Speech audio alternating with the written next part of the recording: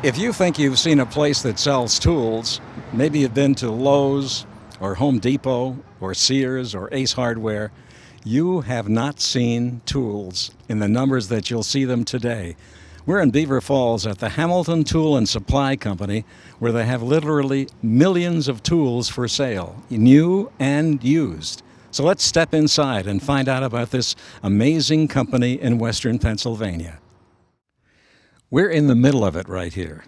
We're in the middle of Hamilton Tool and Supply Company in Beaver Falls, and there are probably a million or more tools here around us on this floor, on the floors above us, in the back rooms, in another building or two.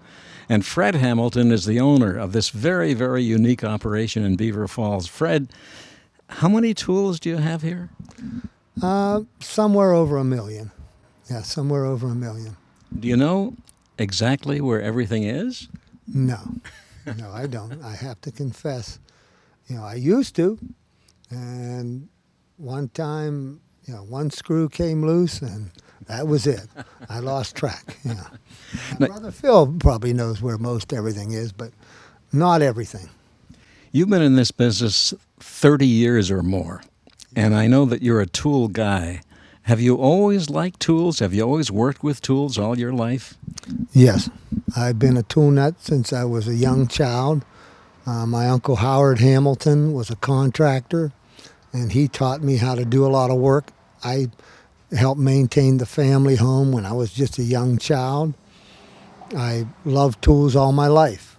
I had old cars, I had to fix them myself. I bought my first house when I was 18 years old, remodeled it myself. All those things take tools. So this must be heaven to you to sit here among a million or more tools of all kinds. I jump out of bed every day and thank the Lord for my job. I'm excited to go to work every day. Do people come to Beaver Falls, to your tool company, from different parts of the city, the area, the counties? Yes, we have people that come from around the country and even foreign countries. Why would they come here? Aren't there tools like this available in places in California or New York or Pennsylvania's eastern seaboard? There probably are, but we always called ourselves the world's most unique tool store, and I believe we qualify for that. Why is it so unique? What makes it unique? Primarily, the used tool recycling systems that we developed over 30 years ago. We are pioneers in the tool business, and we recycle tools a little different than other people, and that's what we started as, just as recyclers, and we've moved on since then to sell new tools also, but we are pioneers in the recycling business. What does that mean, recycling a tool? Recycling means repurposing, reusing it, reselling it, retooling. We started out with a motto, everybody uses used tools. And why buy new when used will do? And oftentimes the older tools are more favored. And we bought out estates and people wanted to see their tools go to another user. And tool recycling has been a history in our country for hundreds of years. Do some of the people, Fred, buy the tools to use today, or do some of them buy them just because they're antiques and they want to have them around because they're so old? Yes, they do. That's two of the reasons, of the many reasons why people buy tools. They buy them to collect them, they buy them to use them, they buy them to sit them on the wall, they buy them as backup, they buy them as everyday use, yes. Let's talk about the history part. How old are some of the oldest tools that you've handled here? I have tools here now. I have one hatchet that was probably made in the 1700s, and it's ready to go to work today if you want. Most of our tools are from 1900s and on, but we get, very old tools. Now, you do business with contractors, you do business with the Amish, for instance. Many of those people who are building and making things, do they come regularly here? Yes. The Amish trade is a big part of our business. We ship woodworking machinery around the country to the Amish trade. of furniture and cabinet builders. So some of the tools here, some of the equipment here are new, aren't they? Yes. We actually sell more volume-wise new than we do used, just because new tools are much easier to sell than used tools. Well, wouldn't new tools be available in lots of other stores or warehouses around the country? Yes, they are. Why would they come here? Well, we have niche markets. We have specialized machinery. We have 33 factories that build for us under contract in Taiwan, so we eliminate the middleman. We have some very good values on machinery. So this is not just an old tool shed. This is a tool business that sounds international. It's somewhat international, yes. I mean, we don't discriminate against our customers. You can come from anywhere in the world and buy a tool here. If somebody wants to get in touch with you and they're hearing about you for the first time, is there a website here? We do have a website. Our website is not that good. We're working on a new one now. But we sell a lot on eBay, Amazon, Yahoo, and then we have our own little catalogs. We do a couple trade shows, and we target market to the Amish folks and to the local customers. We have some target market advertising in small publications. What's your web address? toolsupermarket.com. Fred, let's talk about the early days. You've been in business over 30 years now. How did this all start? What kind of work did you do before this? I'm a fourth generation steel worker. I worked in J&L Aliquippa, and it's a heritage. My father, grandfather, uncles, brothers, we were all steel men. And I like the steel mills, but I love tools more. And in 1982, I was blessed with a 6-week vacation, and I took a trip around the country, and I said I want to visit every used tool store that I can see in the United States. And this trip totaled about 13,000 miles. And I wasn't able to find a single used tool store as I envisioned, starting with screwdrivers and monkey wrenches and Allen wrenches and everything. I found used machinery dealers. I found pawn shops sold tools. I found rental yards selling surplus tools. I found people that were, many different venues, but someone who started selling from small hand tools up, I couldn't find anybody, so I had to design this business in my own mind. When you first started here in Beaver Falls, what facility were you in to start your tool business? I started in a very small garage. It was an old tin shop with an apartment above it. And I bought the building for $6,000. I refurbished it, and that's where I began. A lot of my own tools were my opening inventory, because that's how it really began. Is my wife at one time told me I had too many tools. And I said, a man can never have too many tools. So And you proved it. she said, well, what do you do about it? I said, well, I don't have too many tools. She said, well, what are you going to do with it? I said, well, you know what? Maybe I'll start a business and begin sharing my tools with the world. So you did something that many, many young people do, start their own business. So you started in a little tin shop. How did anybody know that you were there to come to buy tools? Well, one thing about tools, it's a fraternity. And people that love tools tell their friends. And if I'm looking for a table saw, my buddy's looking for a bandsaw, and he's looking for a shaper, and there's a fraternity. And once you develop contacts, if I lost everything tomorrow, materially, I wouldn't have contacts that would last forever.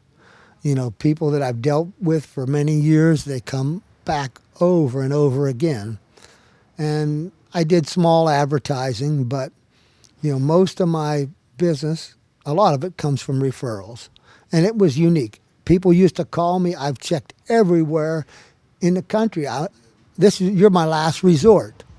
And one of the things I did that built my business was I studied tools all my life. I still voraciously read tool magazines and stuff. And when people would call me, if I didn't have it, I knew where to send them. So I got a lot of calls from people who said, hey, maybe he doesn't have it, but he'll tell me where to go. And Now, it's that extra service that built equity. now Fred, when you started that little tin shop, obviously you started collecting tools and buying tools from all over the country and maybe all over the world. You needed more space. So what did you do? Well, I bought another building, and I bought a 6,000. My first building was only 2,000 square foot. The next building I bought was 6,000 square foot on 3 floors. And I was sort of leveraged for capital. I had to actually move out of my house, rent my house out, move into an apartment in this second building, and rent out another apartment, and then I had more space. And I grew out of that very quickly also. Well, your wife wanted you to get rid of tools, and here you got rid of the house at the same time. Right, but when I did, I made her a promise that by the time my daughter started kindergarten, she could pick any house she wanted in Beaver. When that was the deal, and she kept me to it, and that was part of the dream I had. And once you jump in over your head, you got to swim, and that's what happened. This is a plan that many people would devise through the Harvard Graduate School of Business or some other educational programs where they learn a great deal about the world of business at the highest levels. You didn't do that. This was by the seat of your pants. How did you know how to grow your business? Well, I studied a lot, and I took small business classes a couple times in the evening. I always had a hustler mentality. I used to tell my son how I made $100 a day shoveling snow when I was a kid. And I did it $1 a walk. I just did 100 walks. And I was always a hustler and willing to put more in than the average person. I always try to do the work of 2 or 3 men a day. If you had it to do all over again 30 some years ago, would you do it any differently? You have hindsight is always 20/20, and there's things I would do different, but I enjoyed most every minute of it. There's downsides of business, and there's paperwork that you can't get out from under and such, but I've enjoyed it thoroughly, and I've lived my dream for 30 years. Most businesses have problems because of the economic cycles. Is there a cycle in the tool business? There are cycles, and one of our disadvantages, sometimes we cover such a broad spectrum of product lines: lawn and garden, woodworking, metalworking, contracting, tradesmen. That can be a disadvantage when you're trying to sell something if you don't have enough specialized knowledge, but the advantage comes when all of a sudden the woodworking market is deflated. Well, let's try to work the metalworking market. Contractors aren't buying, let's work on residential. Machinists aren't buying, well, let's look at the craftsman phase. And that's what kept us oftentimes. And the fact that when I needed money when I was young, the bank didn't give it to me, so I internally capitalized the business, and without debt, I was able to weather the peaks and valleys much better. Fred, you sound like a happy man. I've been very fulfilled.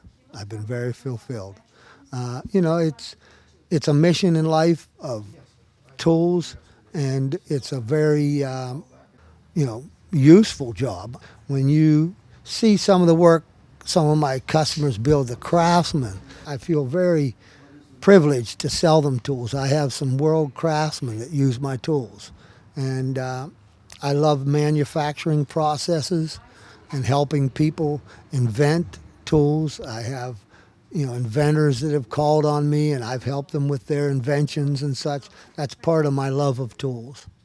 What's interesting, Fred, is as we've been sitting here talking, people have been coming into your store here in Beaver Falls. It seems like there's a steady flow of customers. Yes.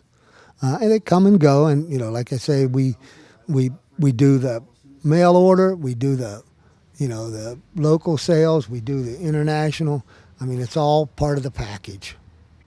Fred, it's good to talk to you. I want to talk with your brother. I know he came into the business some years ago, a number of years after you started, and I want to talk to him next. So thanks very much for having us out. This is a very exciting place. All right. Thank you very much for coming.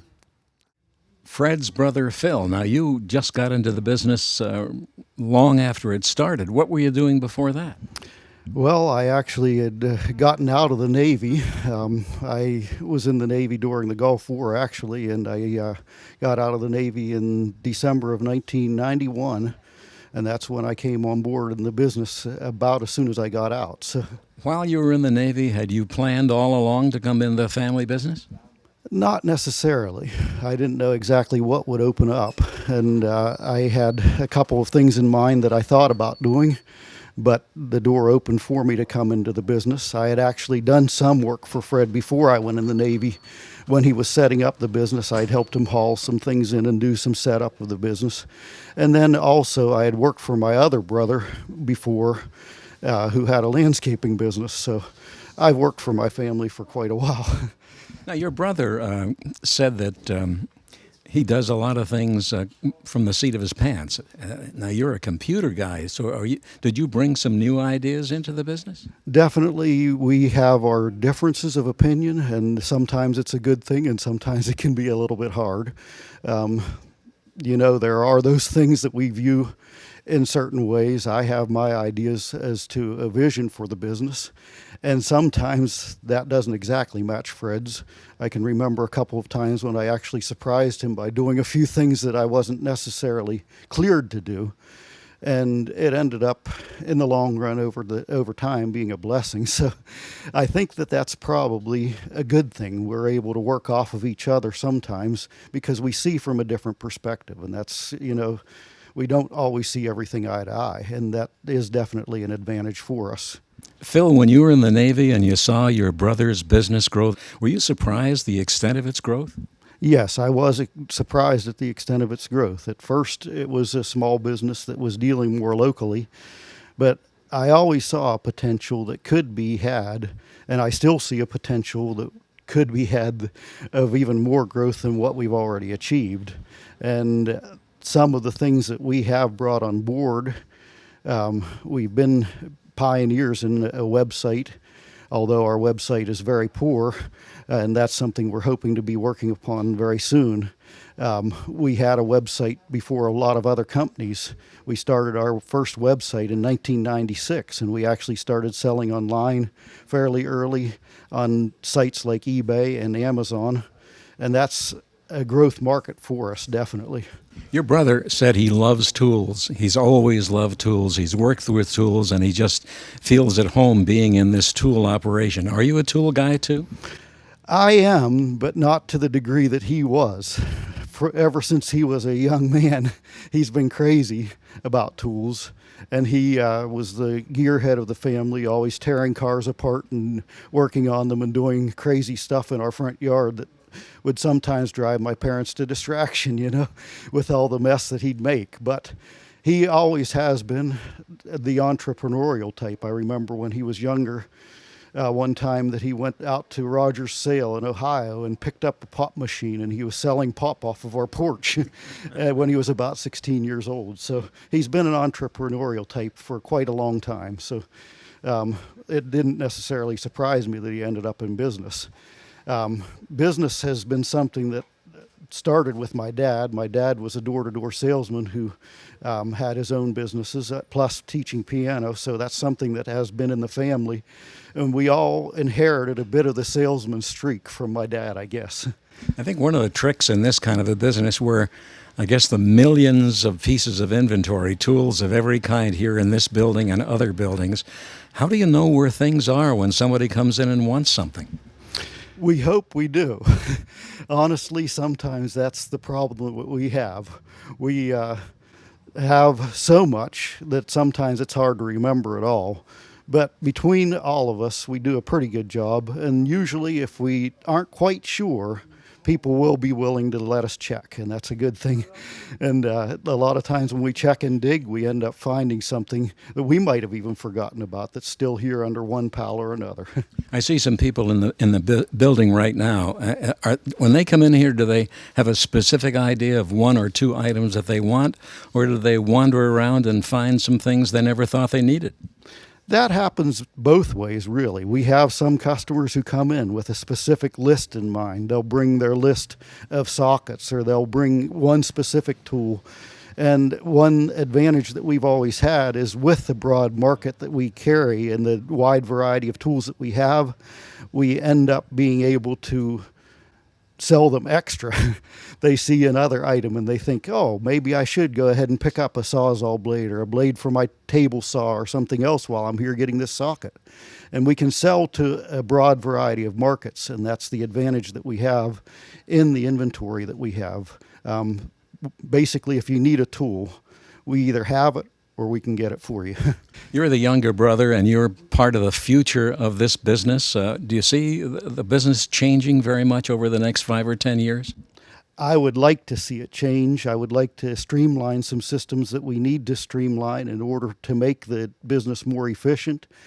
I see us becoming more of a global business as we progress along. There are things that I would like to see happening that we've been talking about doing that I would like to see implemented instead of just talking. But there are things that we are working on to try to get done, and we will try to put as much effort into growing the business as we can.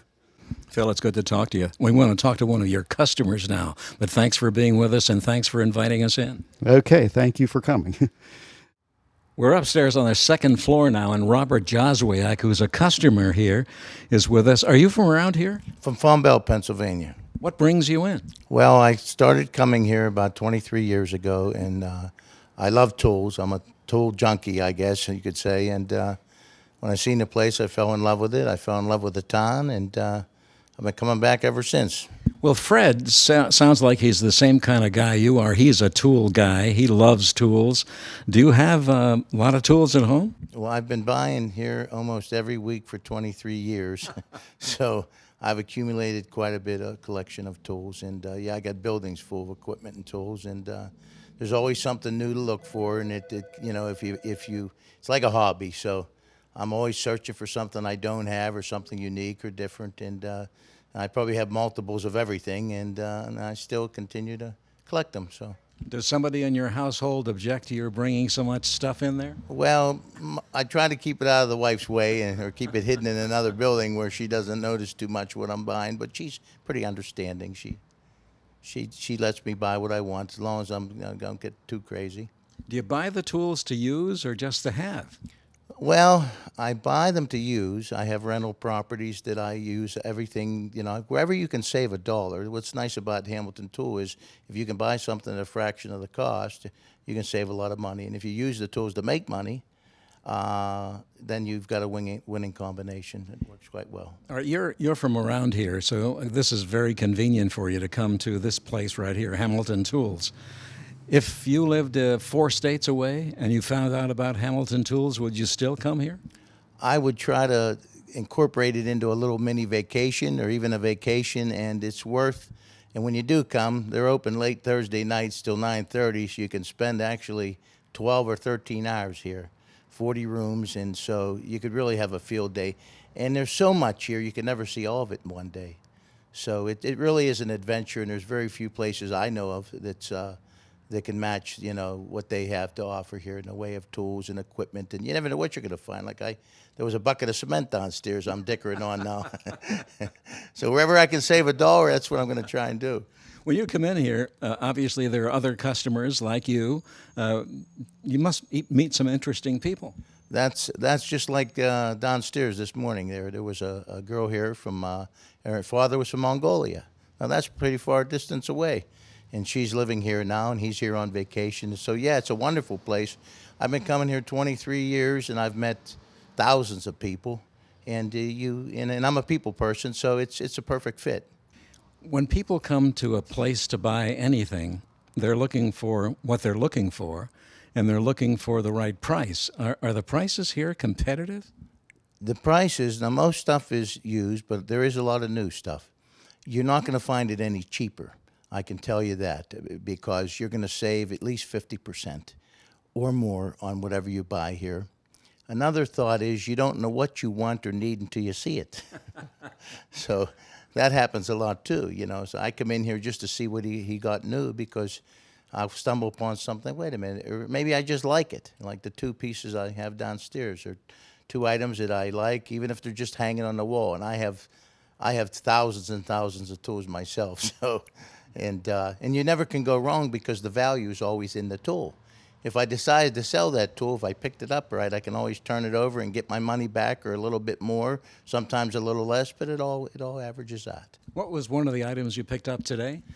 Scythe, you know, for cutting grass and weeds, and a little hand cultivator from the 40s or 50s. I've never seen one before, and so to me, that's like a little treasure, you know.